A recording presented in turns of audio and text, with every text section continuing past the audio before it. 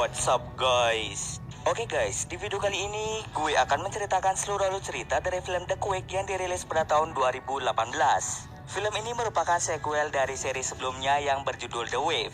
Bagi yang belum nonton silahkan tonton terlebih dahulu karena ceritanya akan berlanjut. Di film ini kita akan melihat tokoh utama yang bernama Christian. Setelah 3 tahun bencana tsunami melanda, Christian mendapatkan kabar bahwa rekan kerjanya meninggal di sebuah terowongan Oslo Fjord. Ia pun bergegas untuk menyelidiki penyebab kematian rekannya itu. Tapi siapa sangka sebelum meninggal, rekannya itu telah menemukan kemungkinan terjadinya bencana lainnya lebih mengerikan. Bagaimanakah kisah selanjutnya? Yuk kita masuk saja ke ceritanya guys.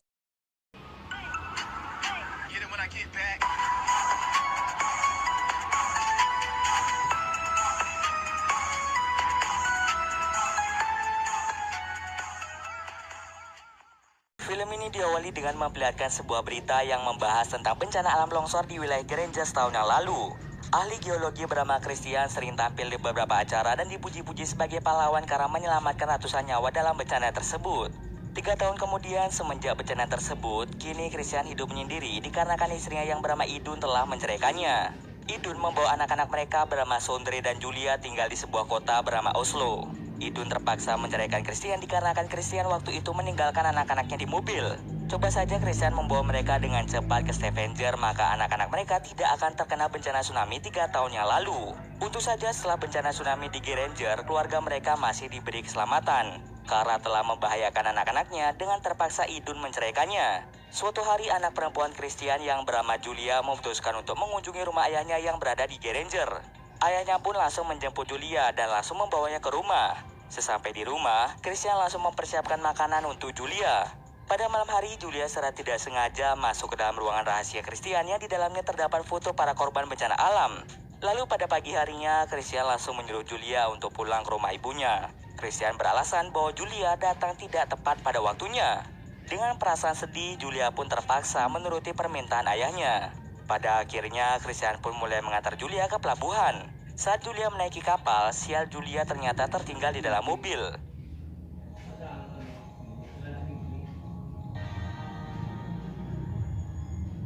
Scene kemudian berpindah memperlihatkan seseorang bernama Konrad yang ingin pergi menuju ke terowongan Oslo Fjord. Akan tetapi di tempat itu tiba-tiba saja muncul getaran yang membuat bebatuan di sana menjadi runtuh. Alhasil, Konrad pun tewas di tempat.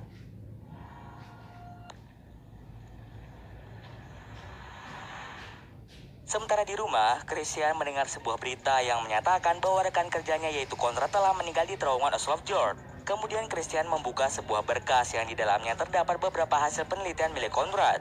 Lalu Christian memutuskan untuk melakukan perjalanan ke Oslo untuk menyelidiki kematian dari Konrad. Setibanya di Oslo, Christian disambut hangat oleh supervisor Konrad yang bernama John. Christian mulai menanyakan apa yang sebenarnya terjadi di terowongan tersebut.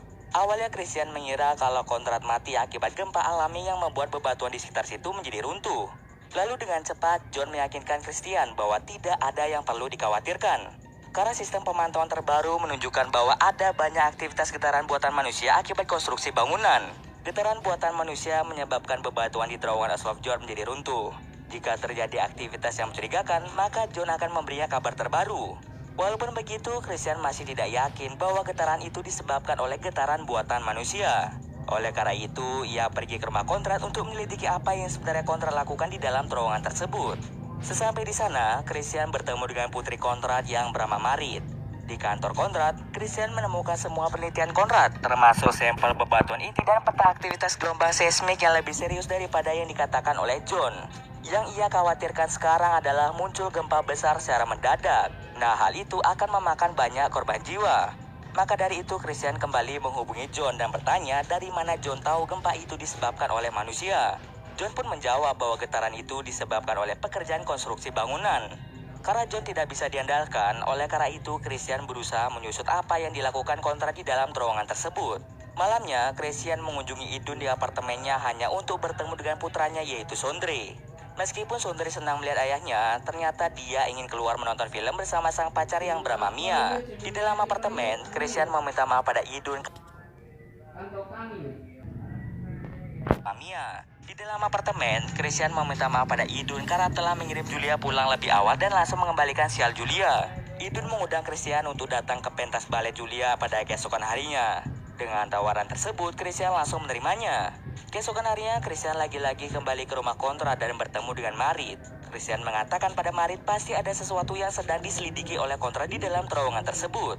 Ia mulai merasakan ada sesuatu yang besar akan terjadi. Oleh karena itu, Christian mulai meyakinkan Marit untuk ikut ke dalam terowongan tersebut. Sesampai di terowongan, mereka mulai masuk ke dalamnya. Di dalam sana, Christian menemukan sampel bebatuan inti yang ingin diambil oleh Conrad. Akan tetapi sebelum berhasil mengambilnya, sebuah gempa terjadi yang mengakibatkan tempat itu runtuh dan menewaskan Conrad. Setelah berhasil mengambil sampel bebatuan inti, mereka pun segera kembali. Di perjalanan, Christian ditelepon oleh Idun dan menanyakan keberadaannya. Idun mengatakan bahwa pentas Julia sudah dimulai. Saat sedang teleponan, Christian secara tidak sengaja mematahkan sampel bebatuan itu menjadi dua bagian. Padahal seharusnya batu tersebut tidak begitu rapuh karena terbuat dari batu padat. Dugaan Christian pun semakin kuat bahwa akan terjadi bencana besar. Di saat bersamaan, listrik di seluruh kota tiba-tiba saja mati. Beberapa detik kemudian, muncullah gempa yang menyebabkan terjadi retakan di mana-mana.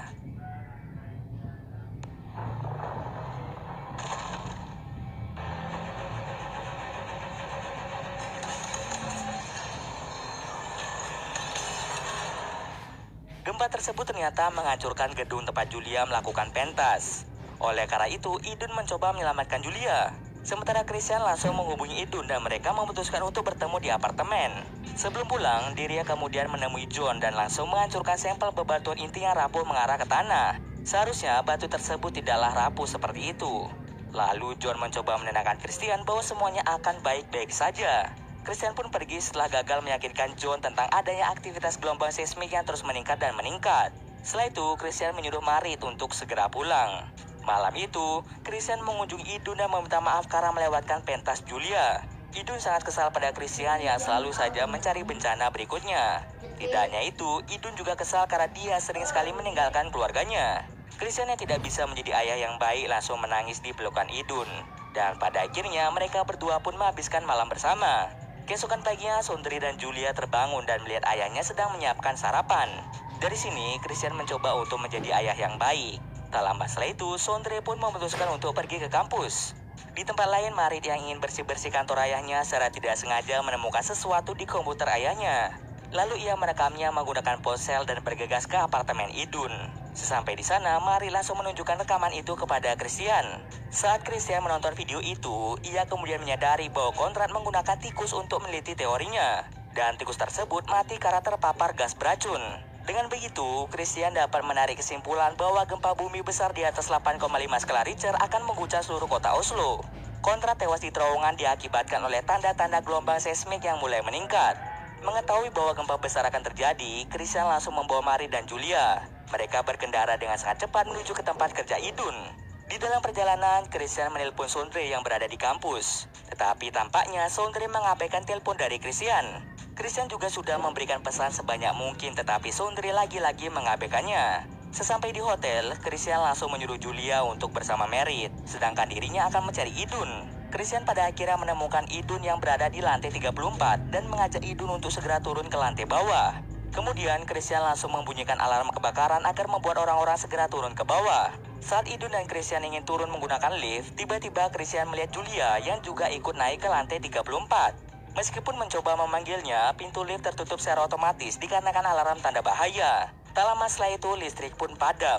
Sementara Marit yang berada di luar sangat bingung kemana Julia pergi. Pada akhirnya ia pun menyusul untuk naik ke lantai 34 mencari Julia. Untung saja Marit berhasil bertemu kembali dengan Julia. Namun di saat bersamaan, gempa besar pun terjadi menghancurkan seluruh kota Oslo.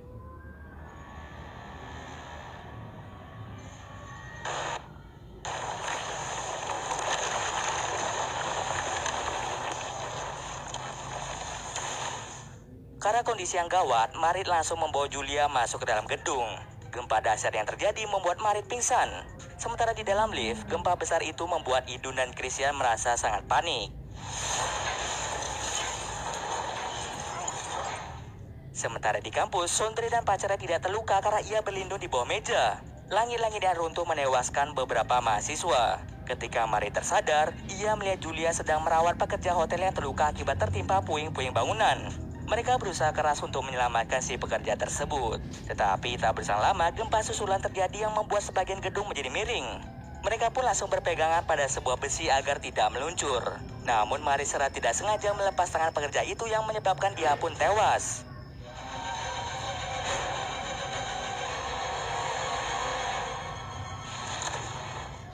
Marit juga hampir mengalami hal serupa.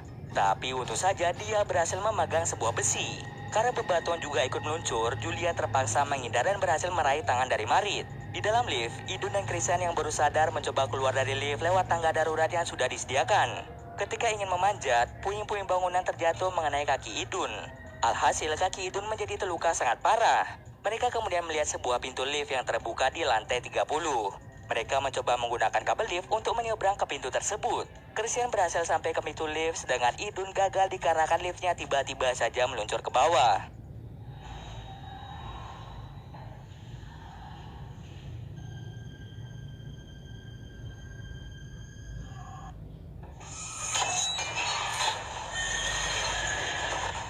Christian pun sangat bersedih ketika melihat Idun tewas di depan matanya.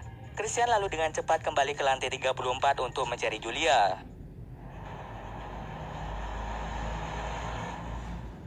Sesampai di sana, akhirnya Christian bertemu kembali dengan putrinya. Saat mereka mencoba untuk pergi dari gedung itu, gempa susulan terakhir terjadi yang menyebabkan Julia kehilangan pegangannya yang membuatnya meluncur. Dengan cepat, Christian langsung meluncur untuk menolongnya. Untung saja terdapat jendela yang berhasil menahan tubuh Julia. Ketika Christian sadar, ia melihat Julia sedang menyeimbangkan diri di jendela yang retak. Dengan hati-hati, Christian mulai mendekatinya dan berhasil meraih Julia sebelum jendela pecah. Dengan bantuan Marit, akhirnya Marit berhasil menarik Julia ke atas.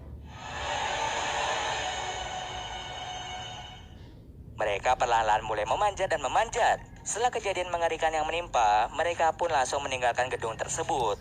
Beberapa saat kemudian, Marit masuk ke kantor ayahnya dan menemukan sebagian besar barang telah hancur, kecuali fotonya saat kecil bersama dengan sang ayah. Terlihat di sini Marit sangat bangga pada ayahnya yang berusaha meneliti apa yang akan terjadi di masa mendatang. Di tempat lain, Christian, Julia, dan Sundri memutuskan untuk kembali ke rumah ayahnya di Granger. Film ini diakhiri dengan sebuah berita tentang beberapa tanda-tanda yang menunjukkan bahwa manusia dapat memperkirakan gempa bumi besar di masa mendatang. Dan cerita pun selesai.